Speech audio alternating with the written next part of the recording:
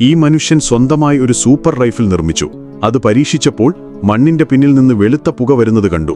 വെടിയുണ്ട തട്ടിയതിനു ശേഷവും ചില ടീം അംഗങ്ങൾ അടുത്തേക്ക് പോയി പരിശോധിച്ചു. കോൺക്രീറ്റിലൊരു ദ്വാരം മാത്രമല്ല, പിന്നിലൊരു വലിയ ദ്വാരവും കണ്ടു. ആയുധത്തിന്റെ ശക്തി വർദ്ധിപ്പിക്കുന്നതിനായി അടുത്തുള്ള ഒരു കെട്ടിടം പോലും തുളച്ചു കയറിയിരുന്നു. ആ മനുഷ്യൻ പെട്ടെന്ന് ബാറ്ററി മാറ്റി. പിന്നെ മുഴുവൻ പരീക്ഷണവും റെക്കോർഡ് ചെയ്യാൻ തന്റെ സഹപ്രവർത്തകനോട് പറഞ്ഞു. ഒരു ദൂരെയുള്ള പാലം തൽക്ഷണം തകർന്നു. ആയുധം ഉയർന്ന വിലയ്ക്ക് വിൽക്കാൻ അവർ സൈന്യത്തിന് വീഡിയോ കാണിച്ചു. പക്ഷെ ഒരു വീഡിയോ കണ്ടാൽ മാത്രം പോരാ എന്ന് ഓഫീസർ പറഞ്ഞു. അയാൾ തന്റെ ബാഗിൽ നിന്ന് ഒരു കളിപ്പാട്ടം പോലുള്ള തോക്ക് പുറത്തെടുക്കുന്നത് കണ്ടപ്പോൾ അയാൾ ചിരിച്ചു. പക്ഷെ അലക്സ് ശാന്തനായി നിന്നു. നേരെ ഒരു ടാങ്കിലേക്ക് ലക്ഷ്യമാക്കി. അടുത്ത നിമിഷം ട്രിഗർ വലിച്ചു. ഒരു വലിയ ഭോടനമുണ്ടായി. ടാങ്ക് കഷണങ്ങളായി. ഓഫീസർ സ്തംഭിച്ചുപോയി. സംസാരിക്കാൻ കഴിഞ്ഞില്ല. അയാൾ ഉടൻ തന്നെ ആയുധത്തിന്റെ വില ചോദിച്ചു. അലക്സ് പറഞ്ഞു, 100 മില്യൺ. ഓഫീസർ ആലോചിക്കാതെ സമ്മതിച്ചു. അടുത്ത ദിവസം ഉച്ചയോടെ പണമടയ്ക്കുമെന്ന് പറഞ്ഞു. പക്ഷേ അലക്സ് പോയ ഉടനെ ഓഫീസർ തന്റെ പൂർണ്ണ പശ്ചാത്തല പരിശോധന ആരംഭിച്ചു എന്ന് അറിഞ്ഞില്ല. അടുത്ത ദിവസം ഇടപാടിന് സമയമായി.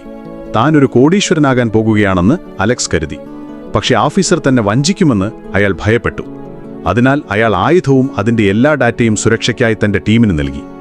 അലക്സ് മീറ്റിംഗ് സ്ഥലത്തെത്തിയപ്പോൾ പണത്തിന് പകരം ഓഫീസർ ആയുധം മോഷ്ടിക്കാൻ തന്റെ ആളുകളെ വിളിച്ചതായി അയാൾ കണ്ടു. ഓഫീസർ തന്റെ കുടുംബത്തെയും തട്ടിക്കൊണ്ടുപോയതായി അലക്സ് അറിഞ്ഞപ്പോൾ അയാൾക്ക് രക്ഷപ്പെടാൻ പോകുകയായിരുന്നു. ഓഫീസർ എല്ലാം ശരിയാണെന്ന് സ്ഥിരീകരിച്ചു കഴിഞ്ഞാൽ അയാൾ തന്റെ ടീമിനെ വിളിച്ച് ആയുധം കൈമാറാൻ പറഞ്ഞു.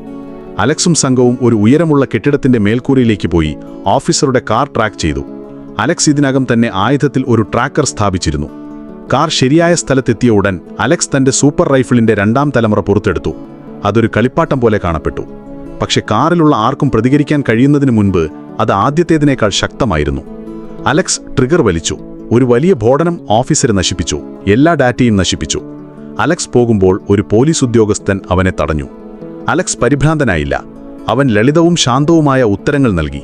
പോലീസ് ഒന്നും സംശയിച്ചില്ല. പിന്നെ അലക്സ് തന്റെ കുടുംബത്തെ കൂട്ടി പുതിയതിലേക്ക് മാറി.